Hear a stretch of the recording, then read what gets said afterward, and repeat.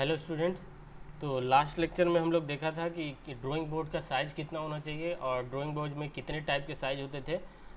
5 type के mainly होते हैं डेजिग्नेशन जिनका दिया गया था, B0, B1, B2, B3 and B4। और इनके साइज़ थे, इन में दिया गया है ये सारा साइज़। ठीक है। और हमारे जो इंजीनियरिंग पर्पज़ से हम लोग यूज करते हैं B2 साइज़ का। ठीक है, ये आपको लास्ट लेक्चर में हम लोग डिस्कस कर लिए थे। चलो अब नेक्स्ट हम लोग बात करते हैं ड्राइंग सीट के बारे में। ठीक है, तो देखो वैरायटी ऑफ ड्राइंग सीट आपके अवेलेबल रहते हैं। जैसे मेनली अगर देखा जाए तो ए नोट साइज़ का आपके पास सीट होगा। ए नोट साइज़ का हम लोग सीट देखते हैं फॉर ड्राइंग पर्पस। अगर कोई बड़ा ड्राइंग बनाना है तो हम लोग ए नोट साइज़ का यूज करके चलेंगे। लेकिन क्या होता है कि देखो आपके इंजीनियरिंग कॉलेज के लिए बेसिकली इन्हीं में से कोई होगा। देखो ये ए नोट साइज़ क्या होगा, ये जो फुल साइज़ आपको दिख रहा है ये आपको क्या है, ए नोट साइज़ का है। ठीक है, जैसे और उसको हाफ करके, इसका ये हाफ करके, उसके बाद हाफ, हाफ एंड हाफ करके ये अलग अलग डेजिग्नेशन के सीट बन जाते हैं। ठीक है, तो बेसिकली क्या होता है, ए नोट, फिर A1, A2, A3, A4, A5 और ये भी A5 का है। ठीक है, तो A5 साइज़ का मेनली होता है। ठीक है, तो variety of drawing sheet are available in the market. Generally drawing sheet of A nought size and other size can be obtained by cutting A nought size सीज as the shown and figure. ठीक है, तो बहुत सारे आप लोग available है, लेकिन जो ए नोट साइज को ही हम लोग कट करके बाकी सारे जितने भी सीट के डेजिग्नेशन है वो बनाते हैं। जैसे मैं दिखाता हूँ, जैसे सपोज करिए ये आपका ए नोट साइज का पेपर है। ठीक है, ये आपका ए नोट साइज का पेपर है। देखिए इसके ऊपर मैं लिख देता हूँ, ये क्या है, आपका ए नोट साइज का पेपर है। ठीक है, ये है आपका ए नोट साइज का पेपर। क्लियर है। अब देखो जैसे ही मैं इसको हाफ करूँगा, यहाँ से हाफ कर दिया। ठीक है, तो देखो ये जैसे ही हाफ हो गया तो ये जो आपको सीट दिख रहा है इतने साइज का, ये आपका कौन सा साइज हो गया, A1 साइज का। ये जो आपको मिल रहा है, ये जो आपको सीट मिला, ये कौन सा हो गया, A1 हो गया। ठीक है, इस पर लिख देता हूँ मैं A1 साइज का। क्लियर, ये आपको कौन सा मिल गया, A1 का। क्लियर है। अब मैं जिसको ऐसे हाफ कर दूंगा, यहाँ से हाफ, ये देखो ये हाफ हो गया। क्लियर, देखिए ये हाफ हो चुका। तो ये जो आपको हाफ जैसी करोगे तो ये कौन सा मिल जाएगा, A2 साइज का। पहले क्या था, A1 था, इतना टोटल कितना था, A1। जैसे इसका हाफ कर दिए, ये कौन सा मिल गया आपको, A2 साइज का। ठीक है, ये मिल गया आपको A2। क्लियर, ये मिल गया आपको A2 साइज का। अब जैसे ही इसका भी हाफ कर दोगे, यहाँ से ये हाफ कर दिया मैंने। ठीक, तो ये कौन सा मिल गया आपका, A3 साइज का। ये जो आपको साइज मिला है वो कौन सा है, A3 साइज का। इसका डायमेंशन भी टोटल दिखाता हूँ कि कितने कितने होते हैं। ठीक है, ये आपको मिल गया A3। अब फिर इसका हाफ कर दोगे, यहाँ से हाफ ऐसे हो गया। ठीक, तो ये आपको मिल गया आपको A4 साइज का। क्लियर, ये A4 साइज का सीट मिला। ठीक है, तो इसी तरीके से होता है, इसको भी हाफ कर दोगे तो ये कितने का मिल जाएगा, आपका A5 का मिल जाएगा। क्लियर है। तो इस तरीके से हम लोग सीट को, ए नोट साइज के सीट को कट करके हम लोग सारा सीट बना लेते हैं। ठीक है, अब इनके टोटल डायमेंशन देख लेते हैं और उसमें कैसे हाफ किया जाता है वो दिखाता हूँ मैं। चलो देखो, ये ड्राइंग सीट का क्या है, the 6 standard size of drawing are specified by the Indian standard institution. ठीक है, इंडियन स्टैंडर्ड इंस्टीट्यूशन के हिसाब से ये 6 टाइप के पेपर आपके पास बनाए गए हैं ड्राइंग सीट। ठीक है, the preferred size of the sheet है selected by IS Indian standard 10711 and 1983 are given in the table.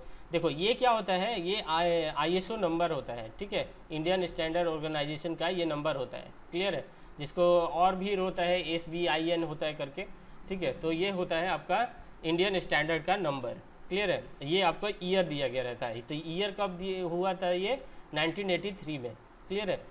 चलो अब देखो यहाँ पे जैसे मैंने अभी बताया कि हाफ करके बनाया जाता है, तो देखो ए नोट का साइज कितना होता है, 841 इंटू 1189 mm का। ठीक है, ये हो गया आपका विड्थ हो गया और ये इसकी हाइट हो गई। जैसे देखिए ये देखो, ये जो आपको सीट दिख रहा है तो 184 इधर से mm का होगा और वो क्या होगा, 1189 ये साइड होगा। तो ये हाइट मान लो और ये क्या मान लो, विड्थ मान लो। ठीक है, तो ये है आपका ए नोट साइज। ठीक है, अब जैसे ही हाफ कर दोगे तो देखो यहाँ पे ये तो क्या होगा, जैसे ही हाफ करोगे तो एक डायमेंशन देखो सेम रह जाता है। ऐसे जैसे ही हाफ करोगे तो ये तो नहीं चेंज हुआ, ये जो बॉटम पोर्शन है वो क्या हुआ, सेम रह गया। तो देखो यहाँ पे 841 है, वो क्या रह गया, सेम रह गया। ये मैं दिखा देता हूँ पेंट करके, ये देखो ये क्या रह गया 184 मतलब कि 841 और 841 ये क्या हो गया, सेम रह गया। और ये देखो इसका ये क्या हो जाता है, अप्रोक्सीमेटली हाफ हो जाता है, ठीक है। तो 94 ये देखो इसका क्या है, ये हाफ है, क्लियर। उसी तरह देखो फिर से जैसे ही इसको हाफ करोगे तो इस बार कौन सा चेंज हो रहा है, इस बार देखो बेस वाला चेंज होगा। जैसे ही ऐसे हाफ करोगे तो ये बेस चेंज होगा, और ये जो हाइट है, ये जो हाइट मिला वो तो सेम रह गया। तो देखो यहाँ से क्या रह गया, 594 सेम हो गया, 594 क्या हो गया, सेम हो गया। कलर चेंज कर देता हूँ मैं इसका, ठीक, थोड़ा बड़ा कर देता हूँ। यहाँ से देखिए ये जो 594 था, ये 594 ये सेम रह गया, और इसका क्या होगा, अप्रोक्सीमेटली हाफ हो गया। जैसे देखो 841 है तो कितना हो गया, 420 का, क्लियर। अब जैसे ही इसको हाफ करोगे तो इस बार चेंज कौन सा हो रहा है, जो हाइट है वो चेंज हो जाता है, ठीक है, जो हाइट रहता है वो चेंज हो जाता है, और बाकी ये वाला जो था वो बेस वो सेम रहेगा।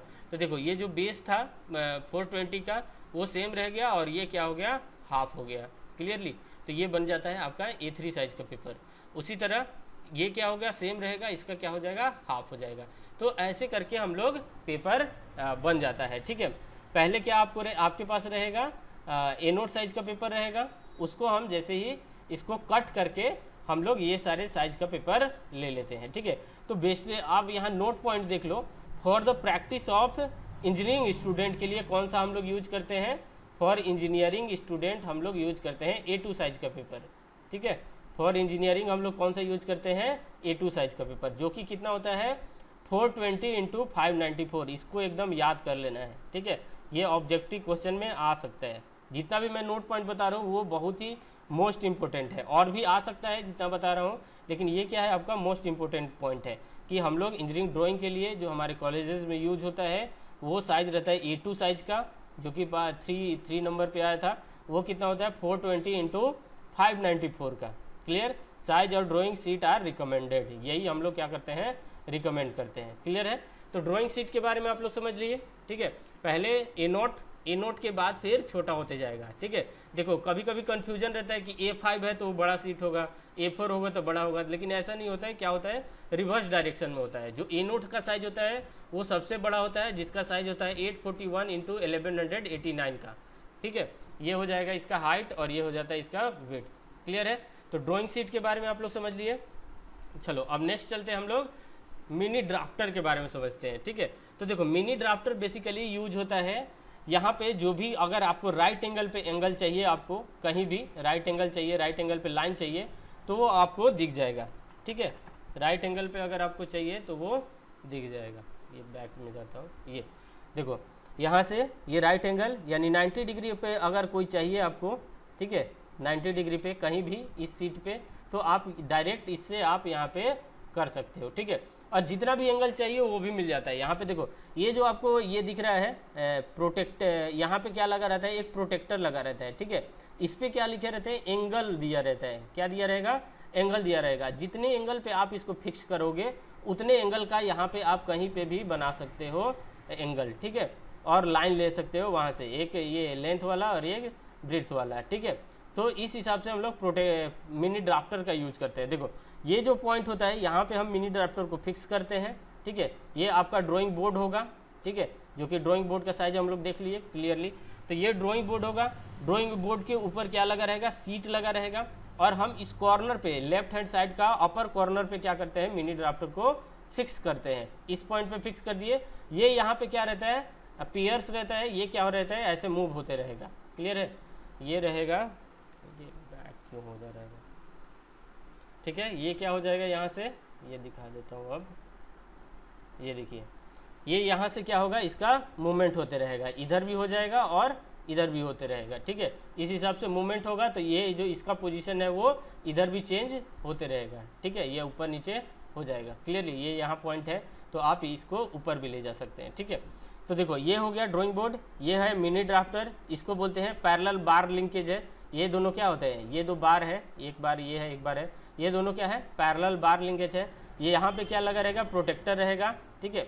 ये यहाँ पे हेड रहेगा, ये इसको जहाँ से फिक्स करोगे इसको हेड बोलते हैं, और इस पे स्केलिंग की गई रहती है, जैसे इधर भी स्केलिंग होगा और इस पॉइंट पे भी क्या रहेगा, स्केलिंग किया गया रहेगा, ठीक है।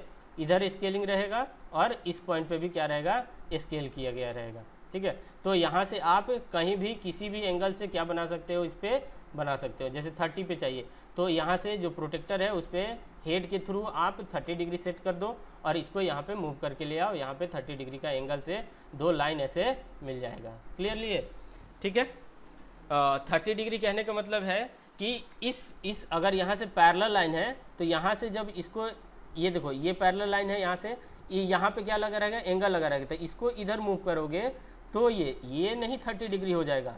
ये जो आपको स्केलिंग दिया गया है ये फिक्स रहता है, ये 90 पे ही रहेगा, लेकिन यहाँ पे प्रोटेक्टर रहता है, इसको जैसे पूरा का पूरा ये मूव हो जाएगा। ये देखो जब 30 की करोगे तो ये पूरा का पूरा ऐसे मूव होगा 30 डिग्री पे, इस हॉरिजेंटल लाइन से इधर 30 डिग्री पे, ठीक है। जब आप कॉलेज में देखोगे तो ये और प्रैक्टिकली क्लियर हो जाएगा, ठीक है। इतना बेसिक बता दिया हूँ कि कैसे इसको यूज करते हैं, ठीक है। अब देखो 2 टाइप का प्रोटेक्टर होता है, मिनी ड्राफ्टर होता है। तो यहाँ पे देखो ये क्या होता है, जब अगर बड़ा ड्राइंग आपको बनाना है, ठीक है, जब आपको A1 साइज का या फिर A नोट साइज का पेपर यूज करोगे तो ये डिजिटल टाइप का आपका आता है ड्राफ्टर, मिनी ड्राफ्टर, ठीक है। तो यहाँ से आप डायरेक्ट यहाँ से इस तरीके से हाथ से पकड़ के इसको यूज कर सकते हो। क्लियर है, देखो ये कर रहा है लड़का। तो उसी तरीके से मिनी ड्राफ्टर का यूज होता है। चलिए इसमें देख लेते हैं द फंक्शन क्या है इसका, एक एक करके। The function of mini drafter has the combined advantage of T square, आप लोग पता है टी स्क्वायर जानते ही हो, और सेट स्क्वायर का कंबाइंड इफेक्ट यहाँ से ले सकते हैं, ठीक है। टी स्क्वायर में क्या होता है, जब हॉरिजेंटल लाइन लेते हैं हम यहाँ से, कोई सीट पे क्या करें हैं हॉरिजेंटल लाइन लेना है तो टी स्क्वायर लेते हैं।